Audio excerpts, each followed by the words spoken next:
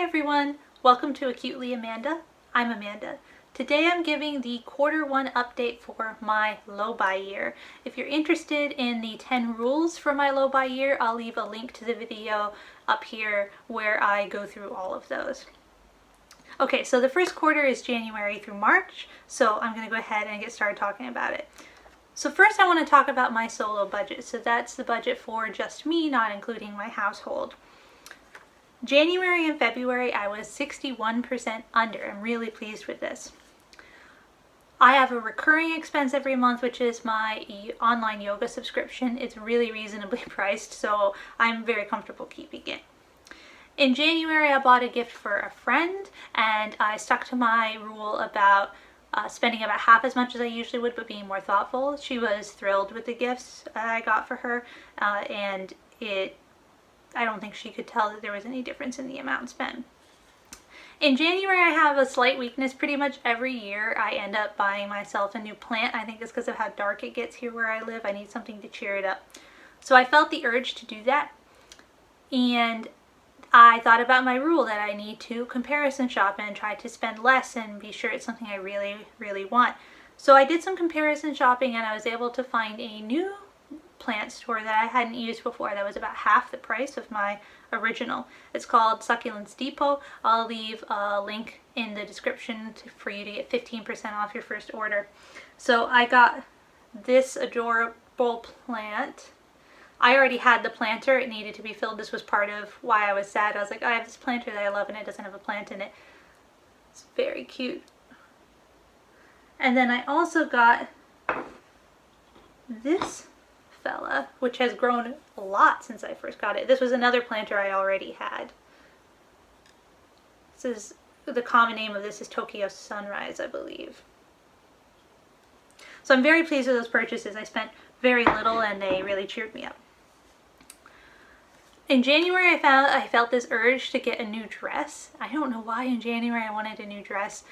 I kept looking at them online and I said, no. You need to see it if you currently have anything that would fulfill this urge in your own home. So I went and I shopped my closet and I found a dress that I hadn't worn in a while, put a Henley on under it, and it really satisfied the need, so I didn't buy any new clothes. In February I got a Valentine's Day present from my husband. I put a lot of effort into it, but it cost less than I would normally get, so that was really good. And I also bought myself a new face oil. That was a need because my current one was out, and in your 30s you can't not moisturize your face. So that was definitely a need. March I went over by 1%, which I don't think is too bad, especially considering how under I was the other 2 months. It really comes out in the wash. But why was I over in that month? Well, in March I had jury duty and I decided I would take a lift to jury duty. And that was definitely worth it.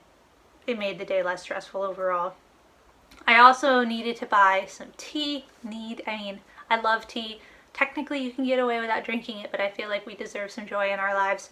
So I bought some tea, but I had some rewards points that brought the cost down quite a bit.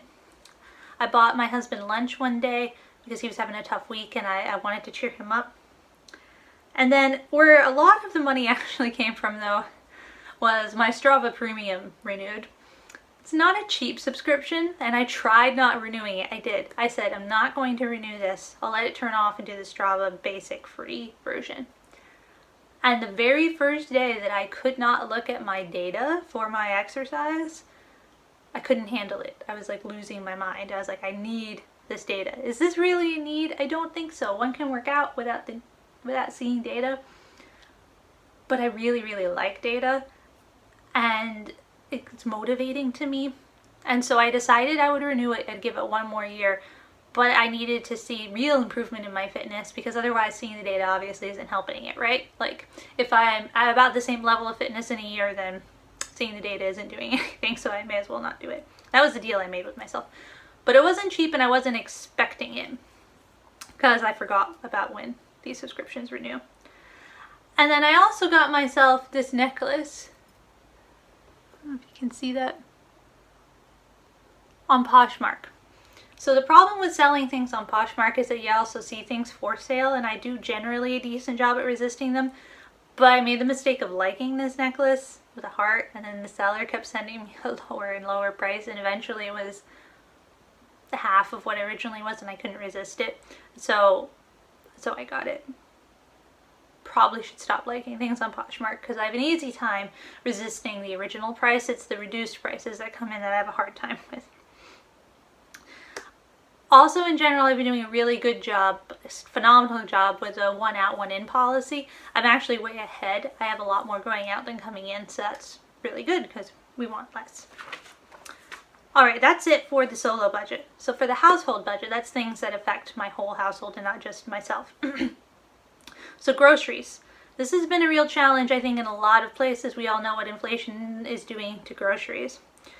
So we set our budget. And in January and February, I was less than 0.5% over. I was really pleased with that because the cost of a lot of things started to go up in January and February. In March, we were 9.3% over our budget. So why did this happen? Well, we have a couple of delivery services for groceries, which actually work out to be better than going to the store, cost overall. But they each deliver every other week. But there was an extra week in March, which I somehow didn't notice. So we had an extra delivery in March compared to January and February. These things cannot be helped, I guess. Also, I have a food allergy, and it makes breakfast particularly difficult. I'm allergic to eggs. And there's these cereal bars that I really like. I get up and I eat them, and they're pretty good balance of protein and fat. They're also, much like Strava, on a subscription service, and that renewed in March, and I wasn't expecting it.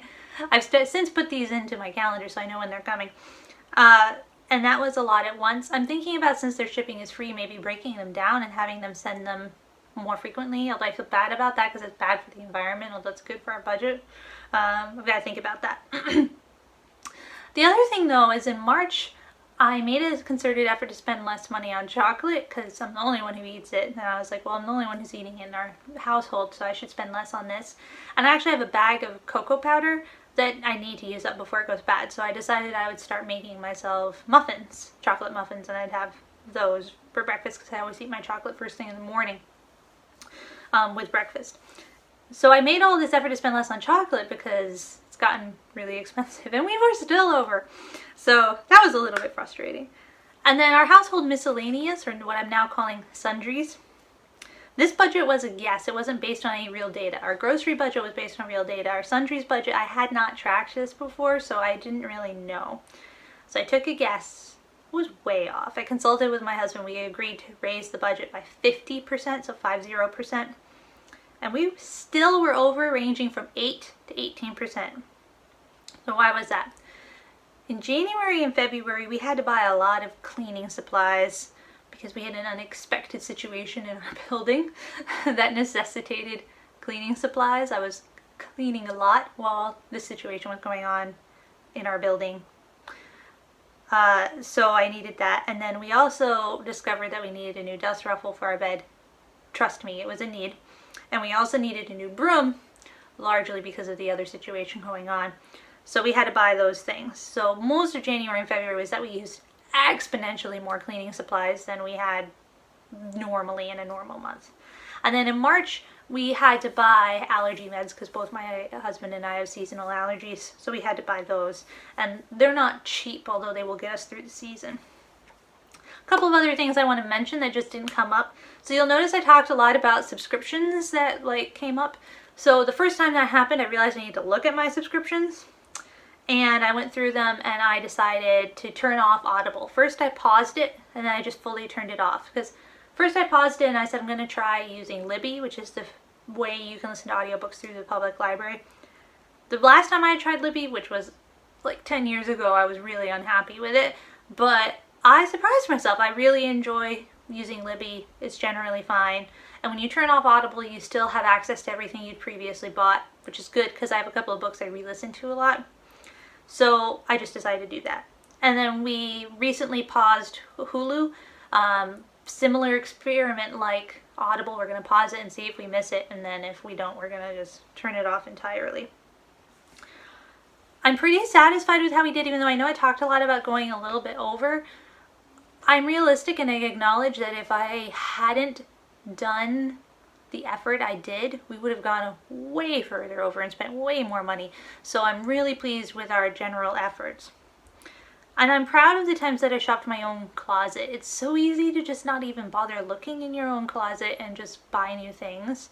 I also notice myself doing this a lot in Animal Crossing, can I just say? Like my character in Animal Crossing, I'll go shop at the store instead of shopping in my own closet. Less of a problem when you're talking about bells instead of money. But I noticed that and I said I should not do that in real life. So I'm pleased with that. So my goals for Q2 are to just keep trying and do everything I can. And to look at any subscriptions I have coming up, which I've already done quite a bit of, because we're halfway through April, so I've already done that quite a bit. But keep looking at all of our subscriptions and see if there's anything else I can turn off, make sure I'm really, really using them so that we're getting our money's worth out of them. I hope you found this quarterly update encouraging, motivating, and helpful. Please give it a like if you did, and don't forget to subscribe. Bye!